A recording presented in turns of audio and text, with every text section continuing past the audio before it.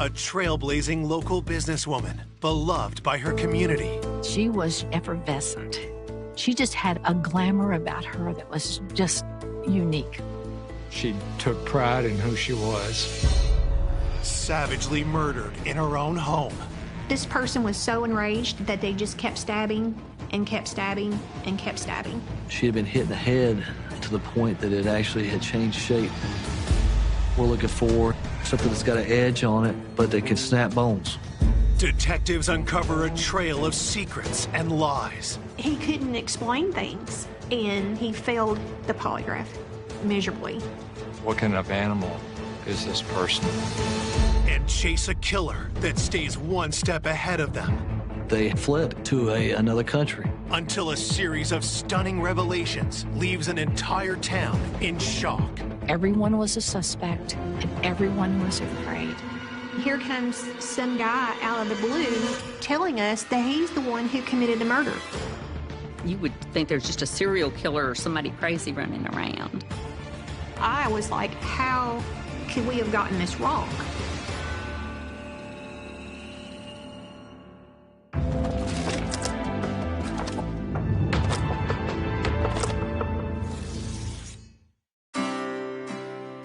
Two hours southwest of Louisville, Kentucky, lies the quiet town of Madisonville. Madisonville, Kentucky is a small community. It's built on coal mines and agriculture. It's a close, tight-knit community. There's not a lot of crime in our area. They call themselves the best town on earth, and for the most part, they truly believe that. On January 13th, 2003, Madisonville police receive a call from an elderly man for a wellness check on his 85-year-old fiancée, Anna Mae Branson. Her fiance, Dr. Bob Fenneman, was afraid that she may have fallen or that she had had a stroke of some type. He knocked on the door and couldn't get her to answer, and that's when he became worried. And he called Anna Mae's brother and the local police department. An officer meets Anne's fiancé and brother outside her house. Finding a backup key under a bush, they enter the home to look for her. The patrol officer went in one direction. Dr. Bob Fenneman was looking around, and Earl Winstead, her brother, went down to the basement. When he got to the bottom of the basement steps, he said, "I found her." It appeared as first though she could have fallen. But then upon seeing all the injuries to her body, it was obvious that Miss Branson had been murdered. Homicide investigators are called to the scene and are shocked when they arrive. Miss Ann was a friend of my mother's, and it was quite devastating. She was on her stomach. Her legs were extended. She had many, many stab wounds to her back. She had been hit in the head to the point that it actually had changed shape. Looking at the body, detectives start building a theory of what happened. She had defensive wounds on her forearms. Then she was knocked down. That's when the perpetrator really went to work. Her head was facing the small chest type freezer. There was actually two types of blood spatter on the freezer next to her head. One was like a striking motion, and one was a golf type swing, where the spin-off from the blood spatter actually landed on that. I can remember thinking that the perpetrator must have used two different weapons. The weapon was not only going through flesh and organs, going through bones, and was coming out on the floor underneath her. It was unlike anything that we'd ever seen or heard of before. Why was this defenseless woman attacked so viciously? Detectives continue their search for evidence. At the time, we didn't see anything stolen. All of her large carat jewelry were on her finger and had not been touched.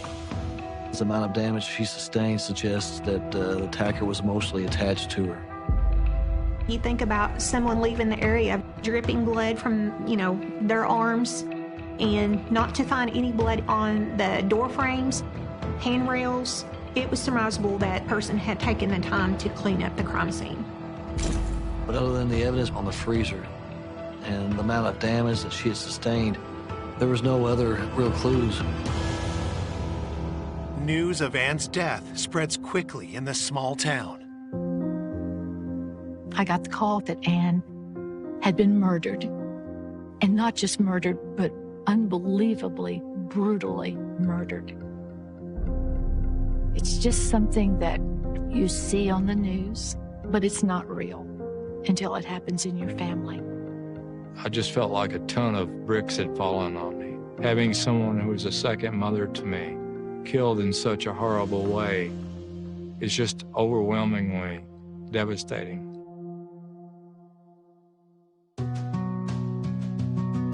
Anna Mae Winstead was born in Madisonville on November 30th, 1917.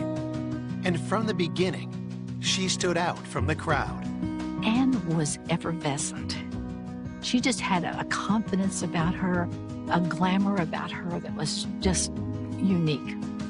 Anna Mae was a very flamboyant lady. She had a zest for life.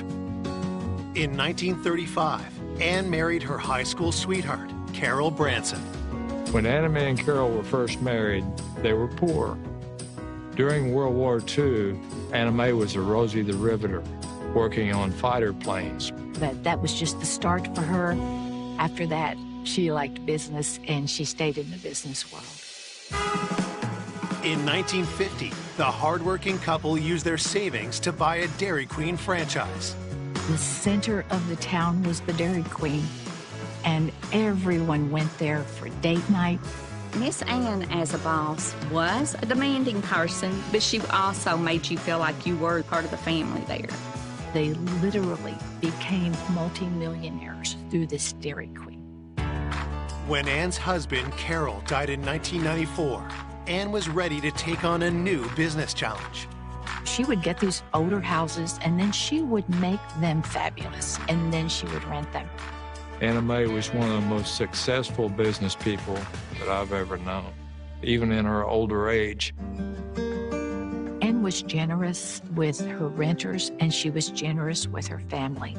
And everyone knew that they could borrow money from Ann, but they would have to pay it back. Anna Mae was so much of a businesswoman that she kept a ledger with information about people that owed her money. In her later years, family and business weren't the only things in Ann's life. Several months before her death, Ann had met retired eye surgeon Dr. Bob Fenneman. Dr. Bob lived in Evansville, Indiana, about 50 miles from Madisonville. When she and Dr. Bob first started dating, she said, "Well, I've got a boyfriend." The very last thing that Anna Mae acted like was an old lady. When I found out that she was murdered, that just totally shocked me. At the crime scene, detectives examined the rest of the house for clues. There were no signs of forced entry into her residence. Nothing was ransacked, like somebody was searching for something. We didn't have any idea who would have committed such a violent act on an 85-year-old woman. What kind of animal is this person? While forensics continue their work, detectives speak to the two men who alerted police, her fiancé Bob and her brother Earl. Earl was asked to establish a timeline for that Sunday, and he had provided an alibi where he was with family at the time of the murder, and the family did substantiate his whereabouts. What about Ann's fiancé? Could he have had a reason to harm her? In a homicide of this magnitude, you need to ask who's in a relationship with this victim. When we interviewed Dr. Bob Fenneman, he was emotionally distraught. Dr. Bob did ask Ann to marry him. She did accept his 3-carat diamond ring, but she had not set a date. They had talked about whether they would have some sort of agreement because she did have a lot of money, but she was kind of hesitant. Police want to know, had Ann's hesitancy about Bob caused him to turn against her in a violent rage? This person was so enraged that they just kept stabbing and kept stabbing and kept stabbing. to inflict that many injuries. This was a personal crime. Coming up, buried secrets are brought to light. We all thought he was a family man, thought he was a churchgoer. She explained that her alibi had been coerced. While detectives unearth suspects with violent pasts. He had several assaults in his past. We're starting to think, hey, this could be our guy. They had already stabbed another woman. We would never have dreamed who the killer was.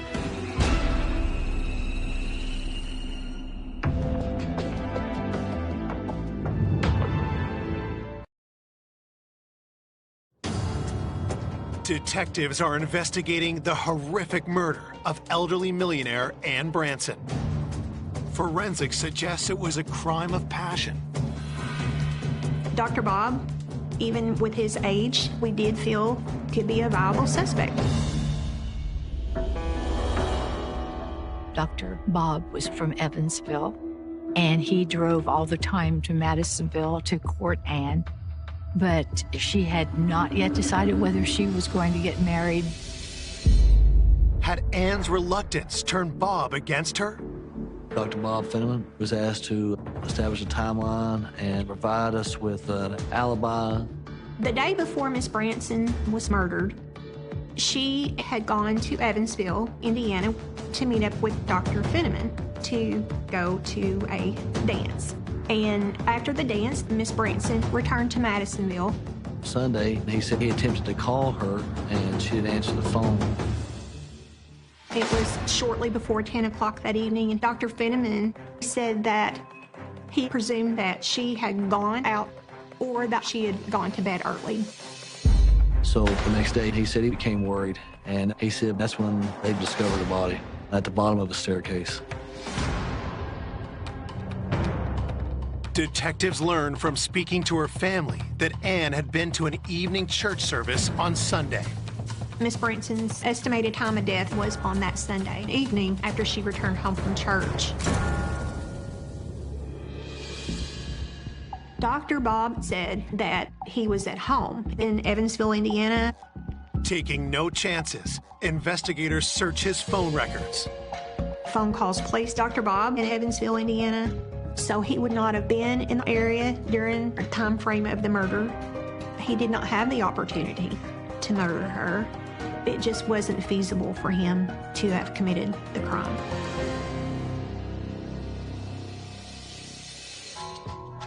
After clearing Bob as a suspect, they ask if he can think of anyone who would harm his fiancée.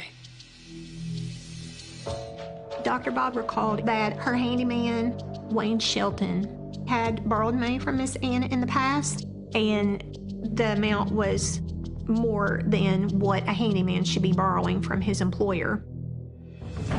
Mr. Shelton also owed child support. He was trying to provide the court system a statement that she would guarantee his employment, and Miss Branson did not feel that she could guarantee him employment. So she had concerns over it. The fact that the maintenance man had a financial relationship with the victim made him a person of interest that we wanted to talk to. Detectives contact Wayne Shelton and ask him to meet them at Ann's house.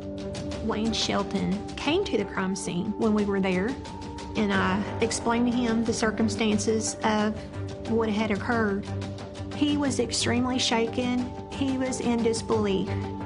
Police cut to the chase and ask Wayne where he was on the night Ann was murdered.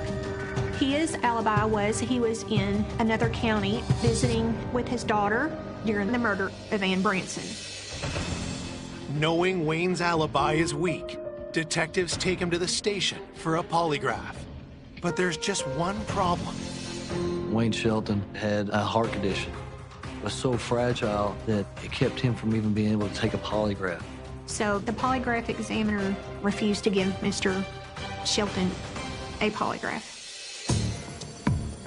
Frustrated by this setback, Ann's nephew, Jack Branson, a retired FBI officer, pulls some strings.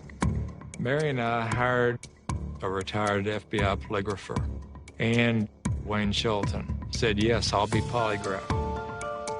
Jack's polygrapher takes Wayne Shelton carefully through the test questions. Wayne Shelton passed the polygraph with flying colors. So at that point, we were able to say, okay, he passed the polygraph. He did not do it. As investigators search for new suspects, news of the savage murder puts the whole town on edge. This had been a little town where literally people didn't lock their doors. And all of a sudden, everyone was a suspect and everyone was afraid. The community needed to know if they had something to fear. So it was pressure all the way around to get this crime solved. As word spreads, police begin to receive tips from the public. We received a tip that there was a black pickup truck at the residence after 12 at night. Could the black truck belong to the killer? Investigators ask Ann's family if they know anyone who drives such a vehicle. We kept hearing about a crazy tenant that drove a black truck. What detectives learn about Ann's tenant concerns them. Robert Prince had characteristics of a mentally unstable person. He would actually call her in the middle of the night and say that he had ghosts up in his attic, and would she please get rid of the ghosts? Ann always said she was nervous around him, and she didn't like it when he came to the house, and he called her at all hours of the day and night. Miss Branson had received several complaints from the neighbors asking that she evict Mr. Prince from his apartment, and she didn't want to move him from that location. The family would say, don't become so involved with him. Had Ann's attempt to move Robert prompted him to attack her? If Robert Prince was mentally unstable and became angry at her, could he have caused her death?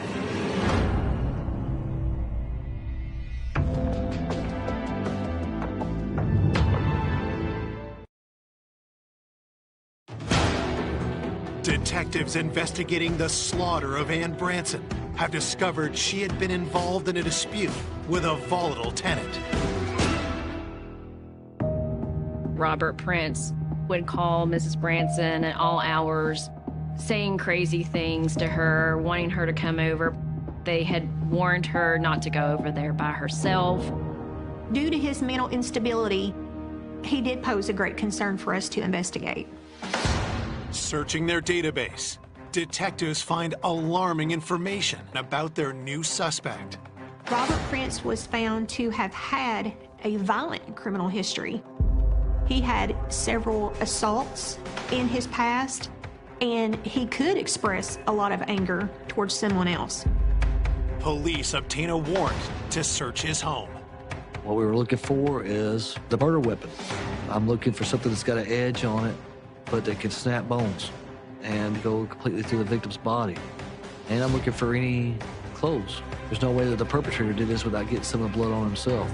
But we weren't able to locate any of the items that would be of interest to us in this case. Despite the lack of physical evidence, detectives bring Robert Prince into the station for questioning. When he was taken from his residence and interrogated, he did not want to answer any questions to do with his prior criminal history. And upon initial confrontation with Robert Prince, he was extremely agitated. As he starts talking, we're picking up on his violent tendencies. We're starting to think, hey, you know, this could be our guy. Detectives note that Robert's right arm is injured. Even though he's a man that could inflict this kind of punishment, he can't bend his right arm. And we asked him, so you right-handed or left-handed? He said, I'm right-handed. Detectives wonder, could Robert have hurt his arm attacking Ann? He said he was in another state at the estimated time of death for Miss Branson. Robert Prince gave the alibi that he was with some family in Tennessee and that he had stopped in a convenience store and got some gas and got a soda or something. With nothing concrete linking Robert to the homicide, police have to let him go, and detectives get to work checking his alibi. We contact that convenience store, pull surveillance video, and Lo and behold, there's Robert Prince on camera. And in addition to that, prior to Miss Branson's murder, Robert Prince had surgery to his elbow area and his arm, and according to his doctor, if he had inflicted those injuries upon Miss Branson, then all of his staples and his stitches in his arm would no longer be intact. So the alibi and surgical area just ruled him out as a suspect. Back at square one, detectives are relying on the autopsy to break open new leads. The autopsy revealed that Mrs. Branson was stabbed about 97 times throughout her body.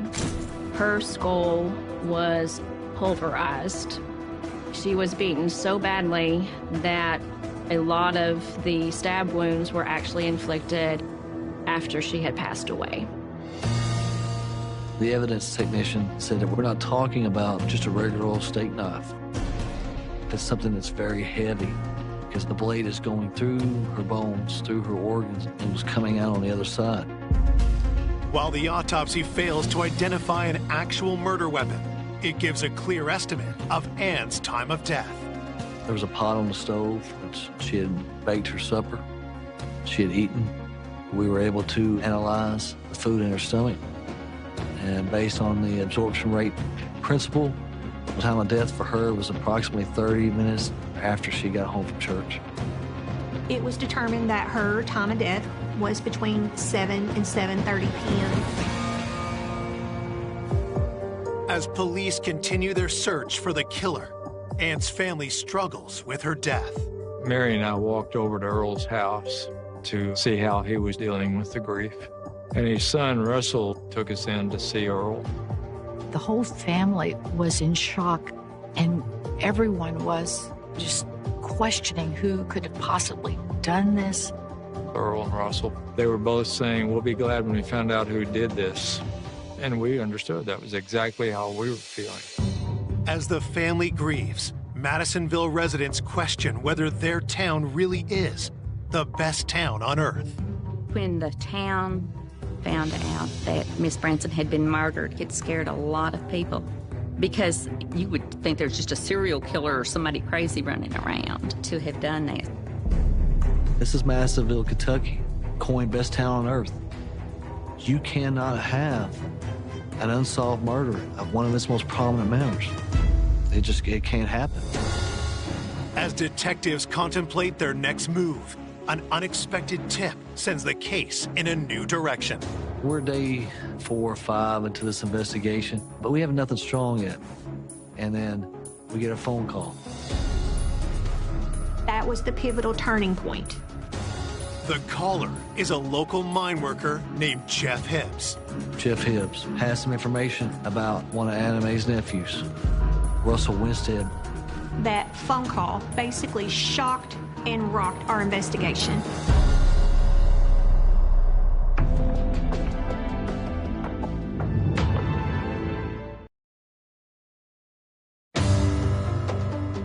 Five days after the bloody murder of 85-year-old Ann Branson, police are contacted by a man named Jeff Hibbs, who makes a stunning allegation. Jeff Hibbs believed that Russell Winstead had some involvement with the murder of his aunt, Anna Mae Branson. Russell Winstead was known as a coal miner, a hard worker. He had 3 sons. He was married to Terry Winstead. It was known that he and his family attended church regularly. Jeff claims that Russell has a secret unknown to his family. Jeff Hibbs told us that Russell Winstead had an extreme gambling addiction.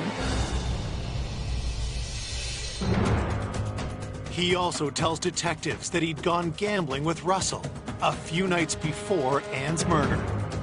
Russell told Jeff he had gotten a loan from his aunt, that he had to repay by Monday morning, and that he had $9,700, and he lost every single penny of that money.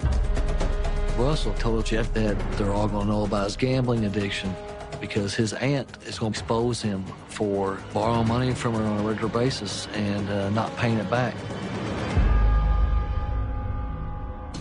Jeff tells police that on Monday, the local headlines grabbed his attention. Jeff Hibbs reads about this old lady that got murdered in Madisonville. And he was like, oh my gosh, this is the aunt that Russell had to repay by the first of the week. Detectives go back to Ann's house to search for evidence. On our second search, I found a ledger and the large amount of loans that was written down for one nephew. They totaled up almost $100,000. The day before her murder, she had actually written down that he had received $9,700 from her and that he had paid her a check for $12,000. Detectives believe that Russell had given Ann a check in hopes of winning enough at the casino to cover it. But when the check is nowhere to be found, detectives subpoena his bank records. Upon the financial investigation, it was determined that Russell was basically shifting money around to cover the loans from his aunt. And the missing check for the $12,000 never cleared the bank. 10 days after the homicide, detectives interview Russell Winstead. Even when we told him that Miss Branson had put it in her ledger, Russell still denied any knowledge of that check. He denied having any involvement in this whatsoever. At the time of death, Russell explained that he had gone to church and that upon leaving church, he had dropped his children off at his ex-wife's house, and then that he was at home in the basement. Russell said he got home about 7:25 p.m. With Ann's time of death estimated between 7 and 7:30 p.m., detectives interview Russell's wife, Terry, to verify his alibi. Terry's explanation for Russell was down to the minute. She said, yeah, we went to church. We drove separate. He dropped his son off at his ex-wife's house, and then he got home 7:25. Russell had a solid alibi. His wife told the exact same story he did as to where Russell was on the night of Mrs. Branson's death. There's just one loose end for detectives to tie up: Russell's casino visits. I asked, you know Russell gambles, right? She's like, yeah, I know he gambles. I was like, on a bad night, what do you think he loses? And she's like, I don't know, 2,000 or 3,000. I was like, try 38,000 on one night. And then she started bawling. This was just devastating to her because she trusted Russell. That same day, police get a search warrant for Russell's home. We didn't find a murder weapon. We didn't find any clothes that were bloodstained. But we did recover a couple of burner cell phones that his wife didn't know even existed. One of the cell phones was only used to contact a waitress at one of the casinos. Russell had a girlfriend who worked at the casino. So we talked to the waitress, and it alarmed us somewhat that even after he's a suspect of interest in a murder case, Russell was still continuing to go to the casino, still trying to be the high roller. Russell has plenty of secrets, but do money problems and infidelity make him a killer? Russell's father, Earl, told me the police are trying to jam Russell up because they need a suspect and they want to solve this case. When we found out that Russell had been living a literal double life, we were shocked. But we felt that there was no way Russell had not done this. We believed it with all of our hearts. But as they dig deeper into Russell's gambling, detectives find evidence of a man out of control. We come with a total of 236 times that Russell had visited a casino in the last year, losing hundreds of thousands of dollars in that time frame. When it's rolled up into one, you're just like going, who is this guy? The scope of Russell's betrayal prompts his wife, Terry, to kick him out of the house and return to police with a damning admission. Terry explained that her alibi had been coerced. She said that Russell is the one that told her what to say. She explained that Russell actually did not come home around 7:30 p.m., that it was more like 9. So that put him as being a person that could have committed this murder. Investigators obtain a warrant for Russell's arrest, but when they go to bring him in, they're in for a shock. Russell Winstead had fled the country. We were very concerned that he would not be brought to justice. When I found out that Russell Winstead had fled, it was my goal to get him, no matter what the cost, manpower, what it took.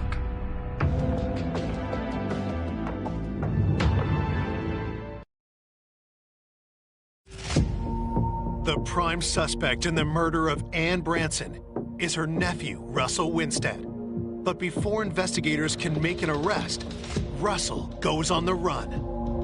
For Russell to have fled the country, it was shocking to all of us. An innocent man doesn't flee like that. This is the last straw, and he has to come back. I have never been a person that takes waiting very well, and our son came up with the idea of putting this case on America's Most Wanted. If you've seen Russell Winstead, please call our hotline tonight, 1-800-CRIME-TV.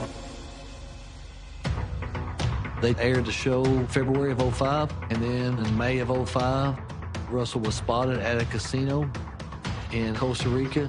He was living under a pseudonym. He was still bouncing from female to female, and he was living the lifestyle that he attempted to live here.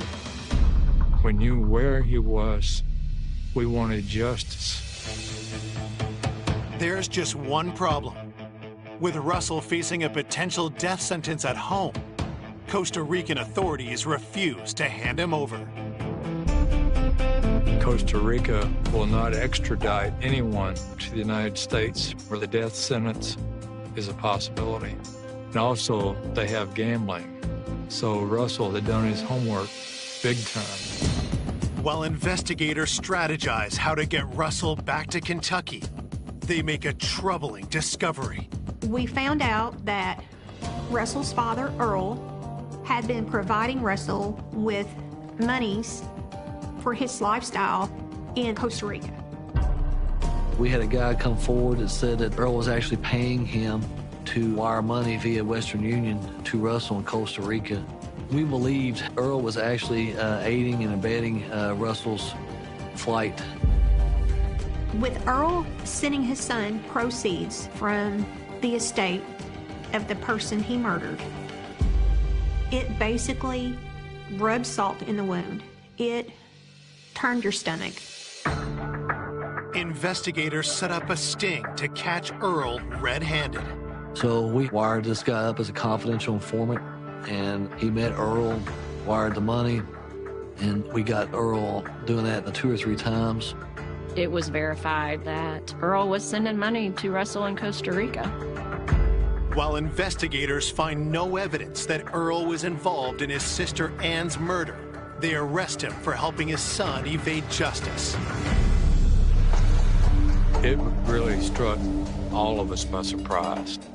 The thought that Russell Winstead's father, Earl Winstead, was sending money down to live on in Costa Rica just sat like a burr under a saddle with me.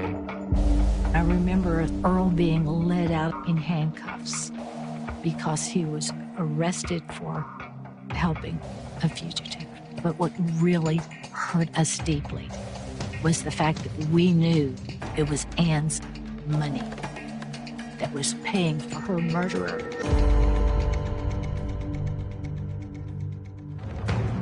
Earl eventually pleads guilty to 7 counts of hindering apprehension. He was placed on probation for 2 years, and if he contacted Russell at any point during those 2 years, then he would have to serve jail time. While Earl faces legal trouble at home, federal authorities move in on Russell in Costa Rica. Russell was observed at the gambling casinos. They felt that that was probably the safest place for them to take him into custody. So as Russell was leaving the gambling casino in Costa Rica, he was apprehended. He was arrested in May of 2005 in Costa Rica. We did not get him back to Kentucky until February of the following year. Extraditing someone back from another country takes a lot of time, and federal authorities had to make assurances that we would not seek the death penalty against Russell. It took us 7 months to extradite him back to the United States. To know that it was taking this long was very hard. In fact, every time we'd visit a cemetery where Emma's buried, I'd say, we're gonna get him. We're gonna get him. That was a long, slow process. Finally, more than 3 years after Ann's murder, Russell Winstead is returned home to face trial for the murder of his aunt. That day I'll never forget. I went back to Anna Mae's grave and said, we got him.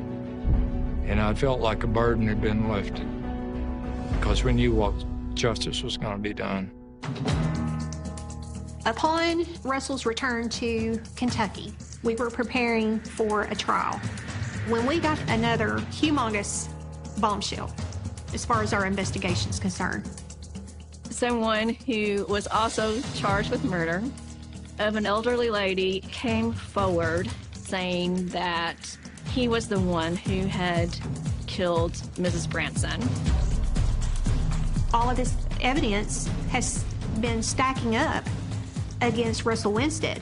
And here comes some guy out of the blue telling us that he's the one who committed the murder. The confession is contained in a letter posted from Hopkins County Jail by an accused murderer named Fred Roulette. Fred Roulette basically gives detailed information on the murder of Ann Branson that was never publicly made known. He stated that the murder weapon was a Bradis hammer. It is a mining tool, and he advised that he had modified that. Fred Roulette provided a drawing of Mrs. Branson's home, and it was eerily accurate. He gives all of these details that only the killer would know. I was like, how could we have gotten this wrong?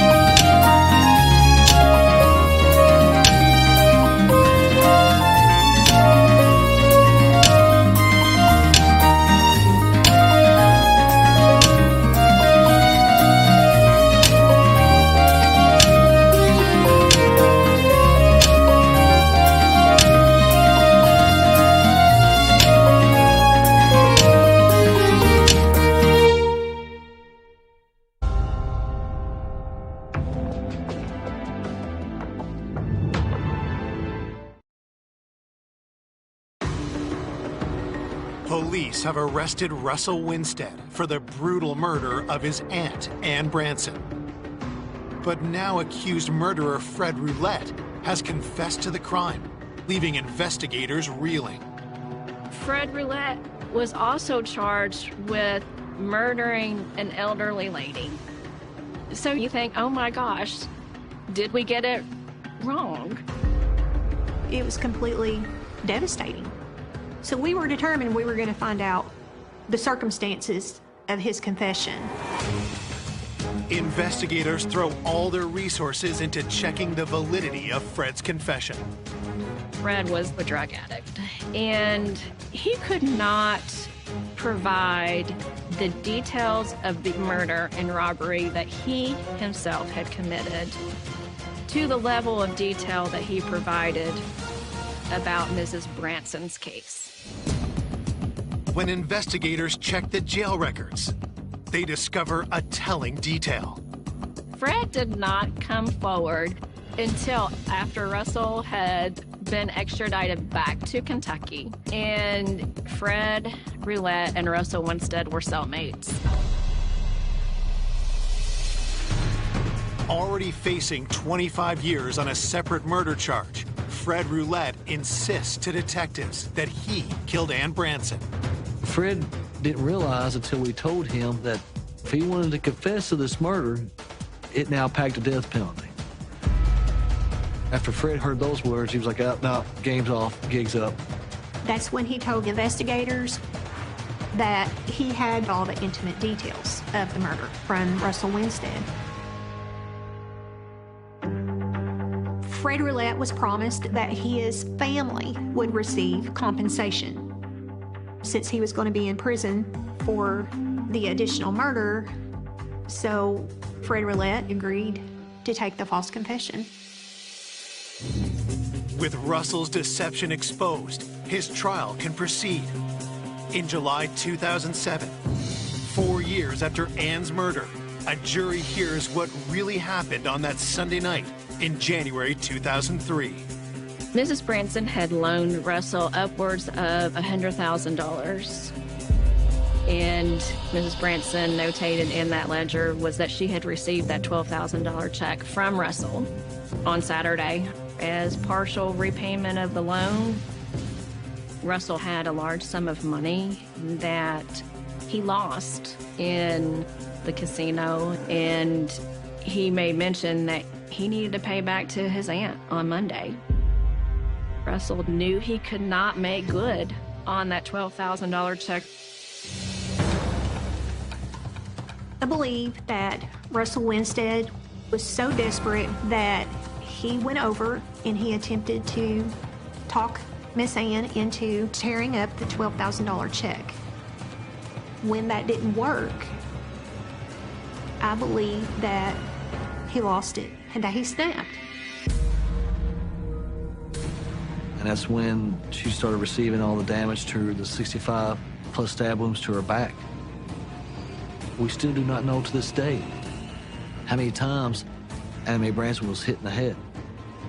He cleaned up the crime scene, and he felt that he could get away with murder.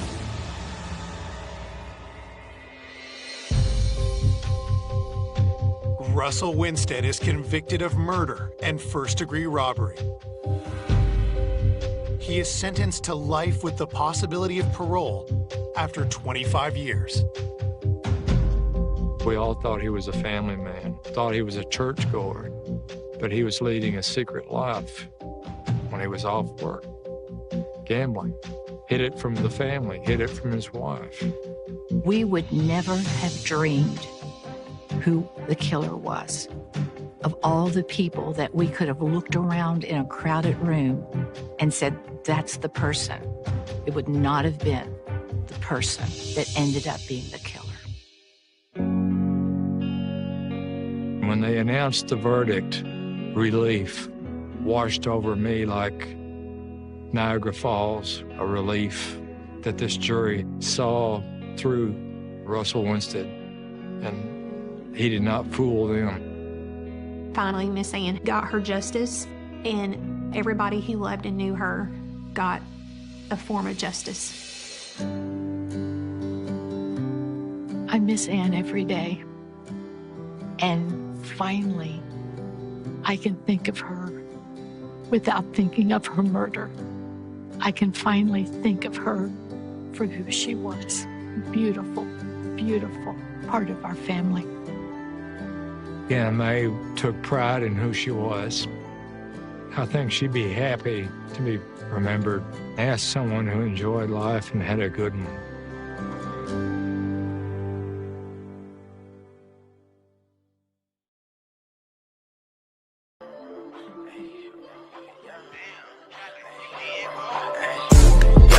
From the 9-1, switch that over, that's the young blonde. I was at the West Coast, now I'm in the East Coast. Shawty wanna